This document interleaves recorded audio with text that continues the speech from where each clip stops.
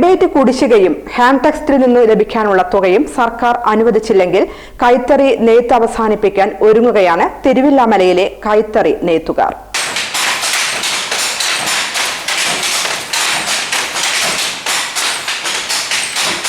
നൂലിഴ കൊണ്ട് നെയ്യുന്ന വിസ്മയങ്ങളെക്കുറിച്ച് പറയാൻ ഏറെയാണ്. കൈത്തറി വസ്ത്രങ്ങൾക്ക് ആവശ്യക്കാരും കൂടുതലുണ്ട്. കേരളത്തിൽ നിന്നും കേരളത്തിന് പുറത്തുനിന്നും പാരമ്പര്യ നെയ്ത്തുകാരുടെ കഥ കേട്ട് തുണിത്തരങ്ങൾ വാങ്ങാനെത്തുന്നത് നിരവധി പേരാണ്.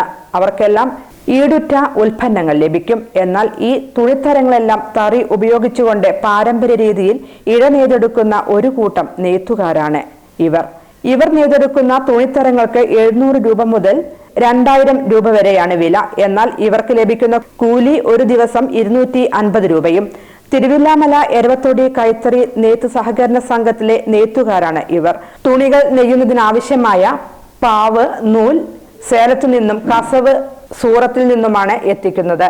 ഒരു നൂൽ റോളിൽ നിന്നും ഡബിൾ മുണ്ടാണെങ്കിൽ 9 എണ്ണവും, സാരികളാണ് നെയ്യുന്നതെങ്കിൽ 6 എണ്ണവും, സെറ്റ് മുണ്ടുകളാണെങ്കിൽ 15 എണ്ണവുമാണ് ലഭിക്കുക. ഒരു ദിവസം 2 മുണ്ടുകളായിരിക്കും ഒരാൾക്ക് നെയ്തെടുക്കാൻ കഴിയുക.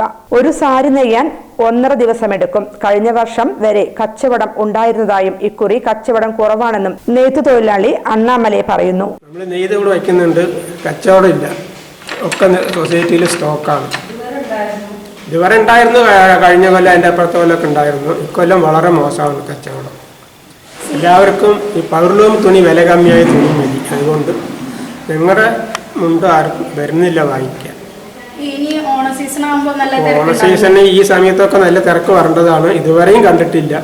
ഇനി മേല് വരുമോ എന്താണെന്ന് അറിയില്ല. ഒരു ദിവസം 2 മുണ്ട നെയ്യാൻ പറ്റും. 19 മുണ്ട്, വലുത് 19, ചെറുതാണെങ്കിൽ 15. ചെറുത് പറയുമ്പോൾ നീളം കൂടും. സാള് മേലിടണം. ഡബിളാണെങ്കിൽ 9 മുണ്ട്, സാരി ആണെങ്കിൽ 6 സാരി. കൂലി കുറവായതോടെ നെയ്ത്തുകാർ പലരും പല ജോലികൾക്കായി പോയി തുടങ്ങിയെന്നും അണ്ണാമലൈ പറയുന്നു. ഇപ്പൊ തരി വളരെ കുറവായി. എല്ലാവരും പല ജോലിക്കും പോയി. ഇത് പാവില്ലാതെയും കൂലി കിട്ടാതെയും ഒക്കെ ആയപ്പോൾ ഈ നെയ്ത്ത് ജോലി വിട്ടിട്ട് പല ജോലിക്കും ആൾക്കാർ പോയി കഴിഞ്ഞു. ഇപ്പോൾ കുറച്ച് തരികളുണ്ട്, അതിനുള്ള മുണ്ടുകളുണ്ട്. ഇങ്ങനത്തെ ഐറ്റങ്ങളാണ് ഇവിടെ ഉള്ളത്. സാരി, സെറ്റ് മുണ്ട്, ഡബിൾ മുണ്ട്. ഓരോ ഇഴയും ചേർത്ത് അടിക്കുന്നതാണ് കൈത്തറി നെയ്ത്ത്. നെയ്ത്തിന്റെ പ്രധാന ഭാഗം ചവിട്ട് പലകയിൽ ചവിട്ടി നെയ്യുന്നതാണ്. പാവ് നമ്മൾ ചേലത്തിൽ നിന്ന് കൊണ്ടുവരണം. ഊറയ്ക്കുള്ള നൂല് തമിഴ്നാട്ടിൽ നിന്നാണ്. അത് ആ റോളിൽ നമ്മൾ റോട്ടിൽ വിട്ട് ചുറ്റി കയറ്റുക. എന്നിട്ട് തരിയിൽ കൊണ്ടുവന്ന് വെച്ചിട്ട് അതിങ്ങോട്ട് വൃത്തിയാക്കി തരിയിൽ കയറ്റി കഴിഞ്ഞിട്ട് ഇതങ്ങനെയാണ് നെയ്ത്ത്. വലത് കാല് കൊണ്ട് ചവിട്ടാദ്യം, വലത് ഭാഗത്ത് വലിക്കുക. അപ്പോൾ ഒരു നൂലും കൂടി വരും. അടിച്ച് കയറ്റിയിട്ട് ഇടത് കാല് ചവിട്ടുക, ഇടത് ഭാഗത്ത് നിന്ന് വലിക്കുക, അടിച്ച് കയറ്റുക.